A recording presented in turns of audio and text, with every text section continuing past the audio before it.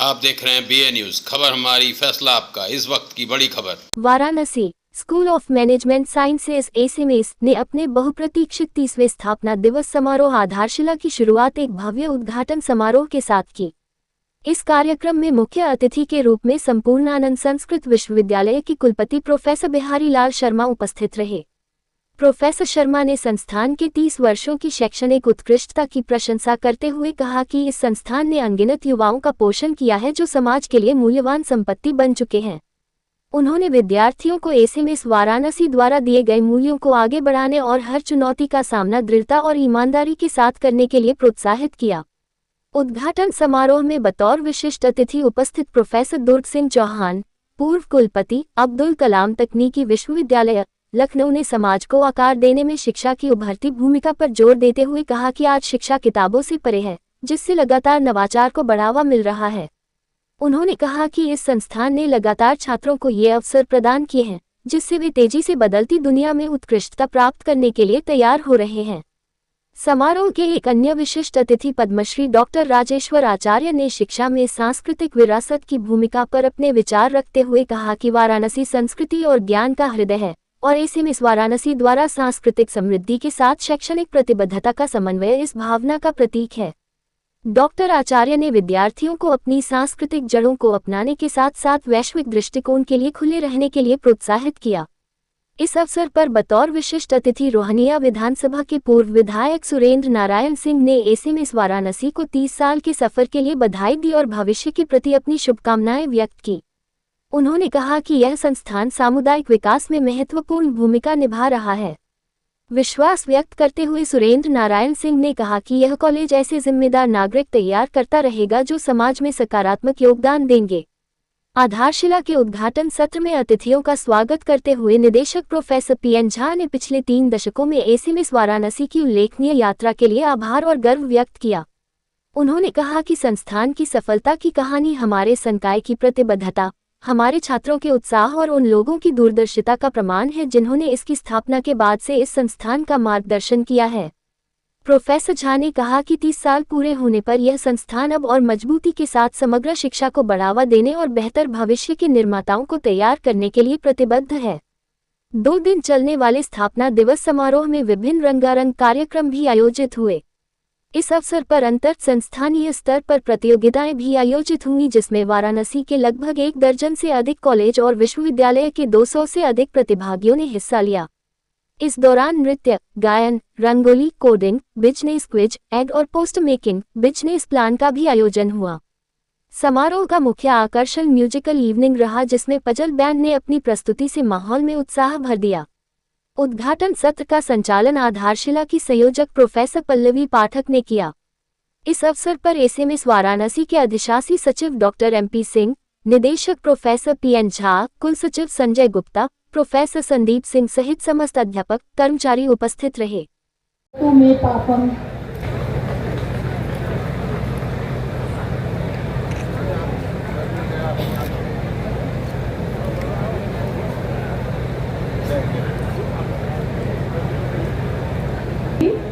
मंचस्थ महानुभावों से निवेदन करती हूँ कि आप सभी मां सरस्वती की प्रतिमा पर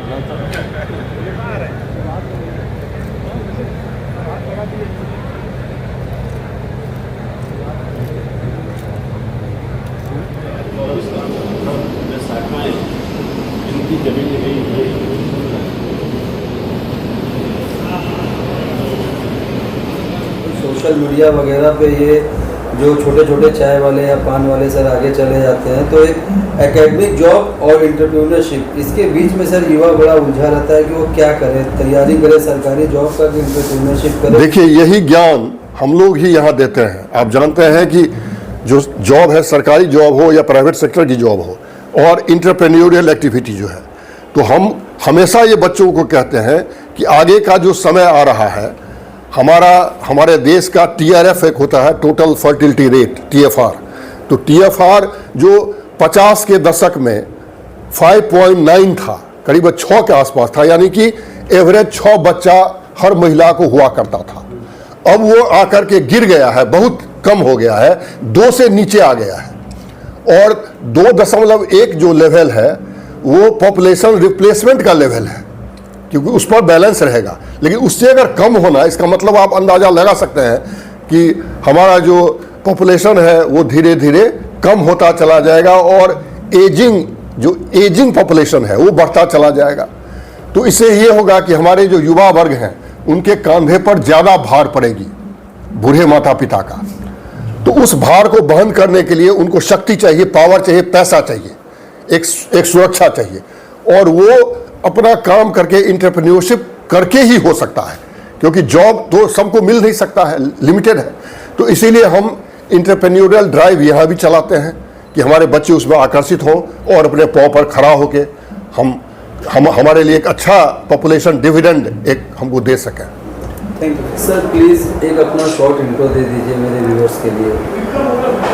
मैं प्रोफेसर PN झा, निदेशक school of management sciences Varanasi स्वायत्तशासी, आपसे मुखातिब हूँ। आधारशिला स्थापना दिवस समारोह पर चल रहा है, क्या कहेंगे आज के अवसर पर? इस बार हमारा 30वां आधारशिला समारोह है, और जैसा कि अब पहले भी हमने बताया हुआ है, आप जानते हैं कि हम अपने सभी जो स्टेक होल्डर्स हमारे हैं आज उनसे हम विधिवत जुड़ते हैं, एक मौका देते हैं, उनका स्वागत करते हैं, हम लोग साथ साथ बैठते हैं, कार्यक्रम होता है रंगारंग हमारे छात्रों के द्वारा। बाहर से भी जो टेक्निकल कॉलेजेस हैं, मैनेजमेंट कॉलेजेस हैं, वहाँ से टीम आती है स्टूडेंट्स की। इस बार भी 15 से ज़्यादा टीम आई हुई है, और यहाँ के जो नामी गिरामी विद्वान लोग होते हैं वो आकर के इस कार्यक्रम का शुभारंभ करते हैं, और हम साल भर में जो किया है उसका एक ब्यौरा प्रस्तुत करते हैं सबके सामने। तो आपको ये बताना चाहूँगा कि स्वायत्तशासी होने के बाद हमारा परीक्षा वगैरह खुद अपना आप चल रहा है। हमारे 5 जर्नल्स हैं। इसमें सबसे बड़ी उपलब्धि इस बार हुई है कि हमारा जो पुरुषार्था जर्नल है, जो स्कोपस इंडेक्स्ड है, वो भी हाल ही में Q2 स्टेटस प्राप्त कर चुका है, और ये स्टेटस प्राप्त करने वाला इस भूखंड में कोई दूसरा विश्वविद्यालय या संस्थान नहीं है। तो ये बहुत बड़े गौरव की बात है SMS वाराणसी और उसके जुड़े तमाम स्टेक होल्डर्स के लिए कि ये यहाँ पर इस तरह का डेवलपमेंट यहाँ किया गया है। इसके लिए हम अपने सभी शिक्षकों को, छात्रों को, स्टेक होल्डर्स को धन्यवाद देते हैं और उनका सहयोग का हमेशा अपेक्षा करते हैं। निसंदेह रूप से सर विगत 2 दशकों से लगातार छात्रों और अभिभावकों के बीच SMS एक प्रतिष्ठावान प्रतिष्ठान के रूप में जी सर, भविष्य में कुछ ऐसी योजनाएं जो कि विद्यार्थियों को डायरेक्ट जोड़े, कुछ ऐसा प्लान आप सोच रहे हैं सर? तो उसके बारे में अभी जो आपने पढ़ा भी होगा, देखा भी होगा कि जो हमारी नई राष्ट्रीय शिक्षा नीति आई है उसमें कुछ बदलाव किए गए हैं। उसमें जैसे पहले ग्रेजुएशन प्रोग्राम 3 साल का होता था, तो अब वो 4 साल का होने जा रहा है। तो उससे काफ़ी पढ़ाई लिखाई का ढांचा थोड़ा बदलेगा। तो हम चूंकि अब किसी विश्वविद्यालय से बंधे हुए नहीं हैं, तो हम उसको यथाशीघ्र अपने यहाँ लागू करने के लिए जा रहे हैं, ताकि छात्रों को इस सुविधा से और इस अचीवमेंट से वंचित नहीं कर सकें। ये जो नई शिक्षा नीति है, छात्रों को कितना इसके लिए बेनिफिट होगा छात्रों के लिए? शिक्षा नीति पर मैं पहले भी कह चुका हूँ कि ये बड़ा ही एक कम्प्रिहेंसिव एजुकेशनल पॉलिसी है, और पिछला जो पॉलिसी राजीव गांधी जी के टाइम आया था 1986 में, उसके 34 साल के बाद ये आया है नरेंद्र मोदी जी के टाइम में।